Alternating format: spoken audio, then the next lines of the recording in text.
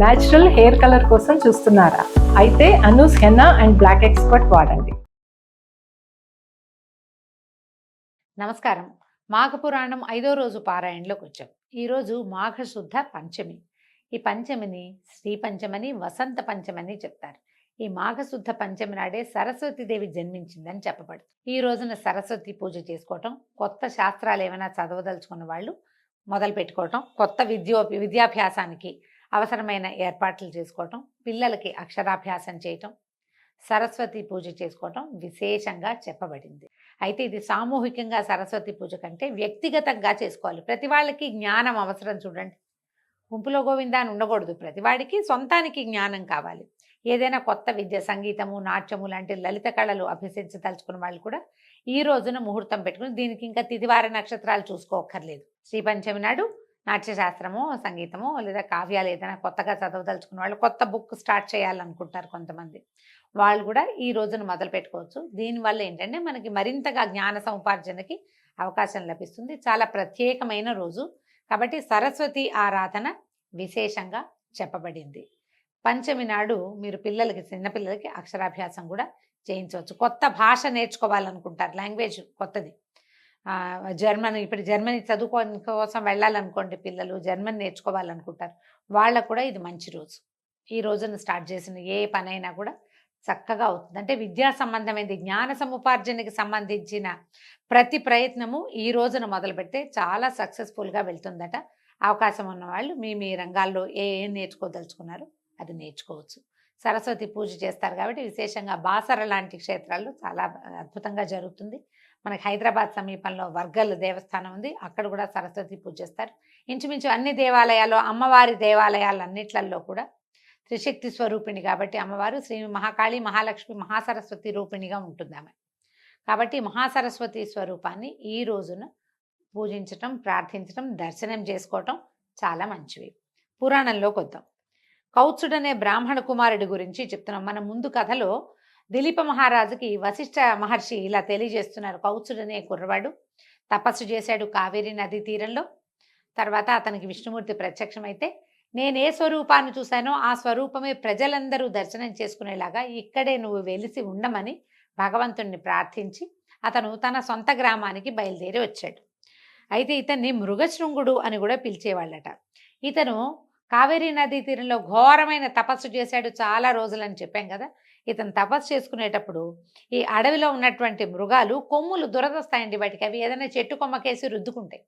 ఈ నిశ్చలంగా కూర్చుని తపస్సు చేసుకుంటున్న ఇతన్ని ఏదో ఒక శిలాస్వరూపంగా భావించి మృగాలు ఈ లేళ్ళు అవన్నీ తమ కొమ్ముల్ని అతనికేసి రుద్దేవిట, ఆ దురద తీర్చుకోవటం కోసం. అందుకని ఈయన మృగాలు తమ శృంగములతోటి అతన్ని రాపాడించినాయి కాబట్టి మృగశృంగుడు అని కూడా పిలిచేవాళ్ళు. శృంగం అంటే కొమ్ము అనమాట. అయితే ఏమైంది, ఈ బ్రాహ్మణ బాలుడైనటువంటి కౌత్సుడు అనేటువంటి మృగశృంగుడికి యుక్త వయసు వచ్చింది. అప్పటికే అతను పెద్దవాడు అయ్యాడు, 30 సంవత్సరాలు దగ్గర వచ్చేసినాయి. 30 ఏమేమోలేండి, 15 ఏళ్లకో వెళ్ళి ఉంటాడు, 25 ఏళ్లకు తిరిగి వచ్చాడు. తల్లిదండ్రులు కుమారుడికి వివాహం చేయడానికి నిశ్చయించి తగిన వధువు కోసం అన్వేషించడం మొదలుపెట్టారు. వాళ్ళ అమ్మా నాన్న సంబంధాలు వెతుకుతారు. ఇప్పుడు కూడా మనం అమ్మాయి ఎలాంటి అమ్మాయి కావాలో పిల్లల్ని అడుగుతాం. ఏమిటి, జాబ్ చేసే అమ్మాయి కావాలా, ఇంట్లో ఉండే అమ్మాయి కావాలా, ఏవో కొన్ని 3 ప్రశ్నలు ఉంటాయి కదా, దాని గురించి చెప్తున్నారనమాట. విషయం తెలుసుకున్నటువంటి కౌత్సుడు తన తల్లిదండ్రులను ఉద్దేశించి ఇట్లా అన్నాడు. తల్లిదండ్రులారా, నాకు వివాహం చేయాలనే మీ తపన నన్ను ఎంతో ముగ్ధుని చేసింది. కానీ వివాహం చేసుకునే ముందు వధువు యొక్క గుణగణాలని పరిశీలించాలి కదా. వధువు యొక్క గుణగణాలు, మంచి చెడ్డల పట్ల నాకు కొన్ని నిశ్చయమైన అభిప్రాయాలు ఉన్నాయి, వాటిని వివరిస్తాను వినండి అని చెప్పడం మొదలుపెట్టాడు. ఇప్పుడు మనం మాఘమాసం ఆహాత్మ్యం కదా తెలుసుకుంటున్నాము. మధ్యలో ఈ రామాయణంలో పిడకల వేట ఎందుకండి అంటే, పురాణాలు అందుకే వినాలి మనం. పురాణాల్లో బోల్డని పిడకల వేటలు ఉంటాయి, వేరే కొత్త సంగతులు చెప్తారు. చూడండి, ఒక అతను తపస్సు చేశాడు. మొదటిది ఏం చెప్పారు, స్నానం చేయగానే అతనికి పులిముఖం పోయింది. అంటే స్నానం చేస్తే పులిముఖం పోతుంది. రెండో వాడు తపస్సు చేశాడు. ఈ తపస్సు చేసినప్పుడు అతను మాఘస్నానం చేయటం వల్ల తక్కువ సమయంలోనే అతని తపస్సు సిద్ధించింది.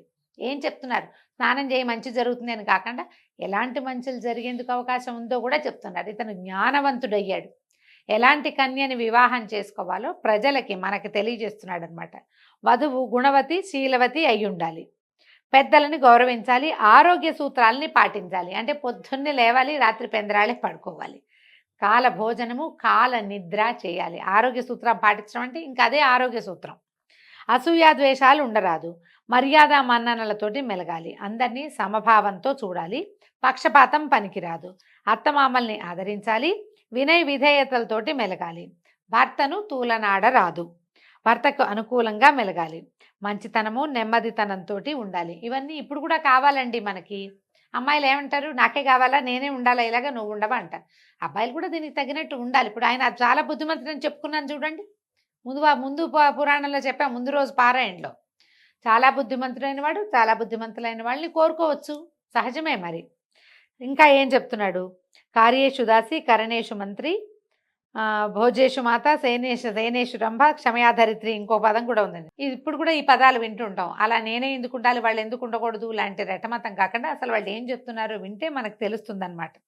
ఇవన్నీ పెద్దల నుంచి నేను విన్నట్టుగా ఇంటి పనులలో దాసివలెను, భర్తకు సలహాలు ఇవ్వడంలో మంత్రిగాను, భర్తను సుఖింపజేయటంలో శృంగార దేవతగాను, భూదేవి అంతటి ఓర్పుతో ఉండవలెను. కోరుకుంటున్నాడు పాపం. ధర్మార్థ కామ మోక్షములనడి చతుర్విధ పురుషార్థాలను తెలుసుకుని వాటికి అనుగుణంగా మెలుగుతూ మోక్షాన్ని పొందు మార్గాన్ని అన్వేషించున్నదిగా ఉండవలెను. మోక్షాన్ని ప్రతి వాళ్ళకి, మనిషి పుట్టిన వాడికి మోక్షమే కావాలి. ఇప్పుడు భర్తలు మోక్షార్థులుగా ఉన్నారనుకోండి, వాళ్ళని సేవించడమే భార్య యొక్క మోక్షార్థ గమనం అన్నమాట. నిత్యము ధర్మబుద్ధిని కలిగి ఉండాలి. దైవభక్తి పరురాలై ఉండవలను. ముఖ్యంగా వధువు పుట్టినింటికి మెట్టినింటికి పేరు తెచ్చేదిగా ఉండాలి. ఈ పై లక్షణాలు కలిగిన స్త్రీని వివాహం ఆడడం వల్ల ఆ దంపతుల సంసార జీవితం 3 పువ్వులు 6 కాయలుగా వర్తిల్లుతుంది. పెద్దల మాటను కానీ భర్త మాటను కానీ జవదాటక వారికి అనుగుణంగా నడుచుకునే స్త్రీ పరమ పవిత్రురాలై దైవ సన్నిధికి చేరగలదు. కావున అట్టి సద్గుణ సంపన్న అయిన స్త్రీని వివాహం ఆడవలెను. ఇవన్నీ మంచి మాటలేనండి. ఇందులో ఆడవాళ్ళని తక్కువ చేసేదో, మగవాళ్ళని పురుషాధిక్యత పెంచేదో ఏమీ లేదు. పురాణం సాఫ్ట్గా, మృదువుగా, చక్కగా చెప్తోంది. దీంట్లో ఏంటంటే మనం ఇన్ని గుణాలు కోరుకునేవాడికి అందులో కొన్నైనా ఉండాలి. ఇప్పుడు మనం కూడా, మనకి వాంటింగ్స్ బోల్డ్ అని ఉంటాయి కదా, దానికోసం ప్రయత్నం చేయాలిగా ఎంతో కొంత. మనం కూడా కొన్ని పద్ధతులు మార్చుకుని కొన్ని దానికి అనుగుణంగా ఉంటే, ఇప్పుడు మన మోక్ష సాధన అవి ఈ కాలపు ప్రక్రియలు కావు. అలా ఆలోచించాం మనం. ఏదో కొంచెం భక్తిగా ఉండాలి, ఏదో కాస్త పద్ధతిగా ఉండాలి అనుకుంటాము. ఆ కాస్త పద్ధతి, ఆ కాస్త భక్తి అయినా స్త్రీలకు ఉండాలంటే పురుషులకు కూడా ఉండి తీరాలి ఖచ్చితంగా. వీళ్ళకి లేకుండా వాళ్ళకి కావాలని కోరుకోకూడదు. ఈయనకు అవన్నీ ఉన్నాయి కాబట్టి కోరుకుంటున్నాడు అనమాట.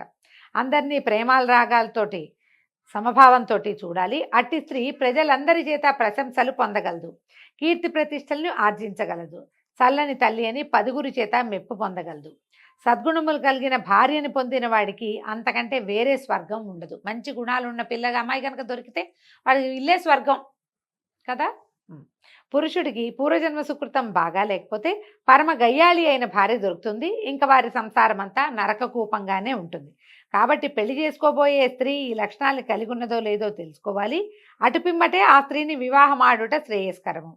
ఇప్పుడు ఈ కథాకాలం నాటికి బాల్య వివాహాలే ఉండేవి. అమ్మాయిల్ని చిన్న చిన్న పిల్లల్నే పెళ్లి చేసేవాళ్ళు.